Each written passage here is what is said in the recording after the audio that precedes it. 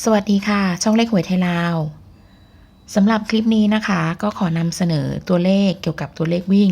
ของหวยลาวนะคะมาได้ทั้งบนและล่างโดยคลิปนี้นะคะก็จะลงให้ทั้งหมด2สูตรนะคะตั้งแต่งวดที่ใช้นะคะก็ตั้งแต่วันที่7เดือน8นะคะสูตรแรกเนี่ยเดินมาแล้วทั้งหมด7งวดแล้วก็สูตรที่2นะคะก็เดินมาแล้วทั้งหมด7งวดเช่นกันนะคะสูตรแรกเราใช้หลัก10บวกด้วยหลักหน่วยคูณด้วย6แล้วก็บวกด้วยเลข6คงที่นะคะใช้เพียง2หลักเท่านั้นหลักที่ใช้ก็จะเป็นหลัก10กับหลักหน่วยนะคะตามสีที่ไฮไลท์ตัวเลขหลักหน่วยที่คูณ6นะคะเราก็คูณผลไว้ให้แล้วจะได้ง่ายต่อการนำเป็นใช้นะคะอย่าง8 6 48เราก็ใช้เลขตัวหลังนะคะหลักหน่วยเท่านั้นในการคิด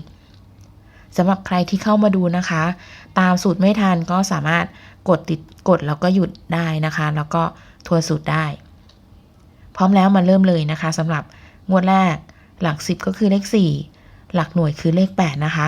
ใช้4บวกด้วย8เท่ากับ12นะคะ12บวกด้วย6คงที่นะคะก็จะได้เท่ากับ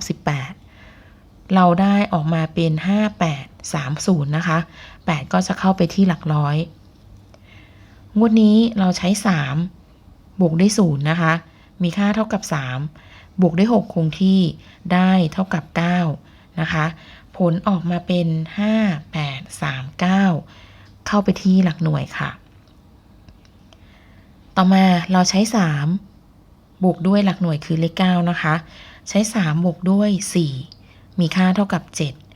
7บวกกับ6นะคะก็เท่ากับ13ได้เลข3นะคะผลออกเป็น1 6 3 2นะคะ3ก็จะเข้าไปที่หลัก10ต่อมานะคะหลัก10ของเราคือเลข3หลักหน่วยคือเลข2นะคะ2คูณ6ได้12เราใช้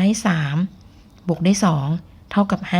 5บวกกับ6เท่ากับ11นะคะเราใช้เลข1เราก็ได้เลข1ตัวเดียวนะคะผลออกเป็น3113นะคะเข้าไปทั้ง100กับ10ค่ะงวดนี้นะคะหลัก10คือเลข1หลักหน่วยคือเลข3ใช้1บวกด้วย8เท่ากับ9บวกกับ6เท่ากับ15นะคะก็ได้เป็น4501 5ตัวนี้ก็เข้าไปที่หลักร้อยนะคะต่อมางวดนี้หลัก10คือเลข0หลักหน่วยคือเลข1นะคะใช้1บวกด้วย6มีค่าเท่ากับ6บวกกับ6มีค่าเท่ากับ12เราใช้เลข2นะคะผลออกเป็น1 7 2 0ก็เข้าไปที่หลัก10ค่ะงวดนี้นะคะเราใช้หลัก10คือเลข2หลักหน่วยคือเลข0ใช้2บวกด้วย0มีค่าเท่ากับ2บวกด้วย6คงที่นะคะก็ได้เท่ากับ8ได้8นะคะผลออกเป็น9 8 7 5นะคะ8ก็เข้าไปที่หลักร้อยค่ะสูตรนี้นะคะใช้7บวกด้วย0นะคะก็จะมีค่าเท่ากับ7บวกกับ6มีค่าเท่ากับ13ตัวเดียวนะคะใช้เลข3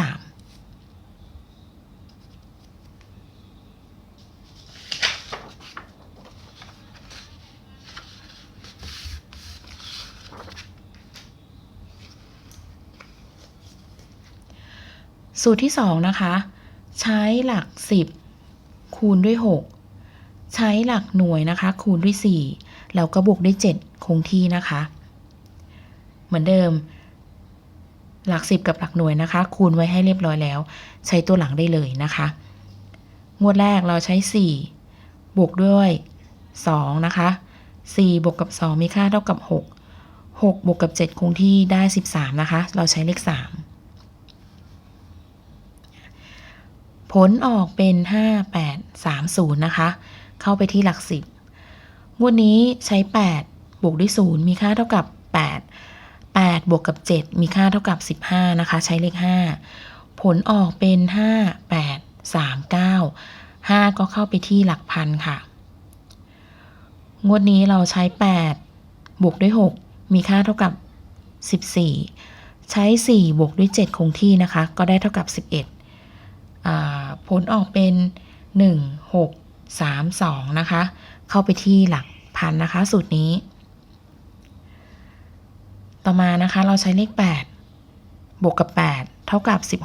16 6บวกกับ7เท่ากับ13นะคะก็ออกเป็น3113นะคะรอบนี้เข้าไปทั้งหลักพันแล้วก็หลักหน่วยค่ะขอติ๊กนิดนึงเดี๋ยวลืมนะคะต่อมาใช้6บวกกับ2มีค่าเท่ากับ8บวกกับ7นะคะก็มีค่าเท่ากับ15นะคะได้เลข5ผลออกเป็น4 5 0 1นะคะเข้าไปที่หลักร้อยงวดวันที่11นะคะใช้0บวกกับ4มีค่าเท่ากับ4บวกกับ7คงที่นะคะได้11ผลออกเป็น1 7 2 0นะคะ1ก็เข้าไปที่หลักพันงวดนี้เราใช้2บวกด้วย0นะคะมีค่าเท่ากับ2บวกด้วย7คงที่ได้เลข9ตัวเดียวนะคะเราใช้ผลออกเป็น9 8 7 5เข้าไปที่หลักพันนะคะงวดวันที่2ตุลาสำหรับสูตรนี้นะคะใช้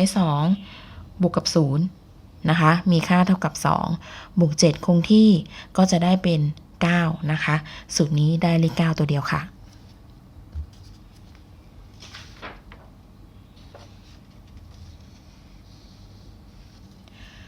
2สูตรนี้นะคะเดินดีแล้วก็อยู่ในกลุ่มของตัวเลขที่มามากนะคะก็จะมี3กับ9ที่จะลงให้รอบนี้ขอลงแสดงวิธีการคิดสูตร2สูตรเท่านั้นนะคะเพราะว่าเดี๋ยวเราจะมีคลิปเกี่ยวกับเลขชุด4ตัวอีกนะคะใครที่ชอบก็สามารถกดไลค์กดแชร์กดติดตามเข้ามาได้ค่ะสำหรับคลิปนี้สวัสดีค่ะ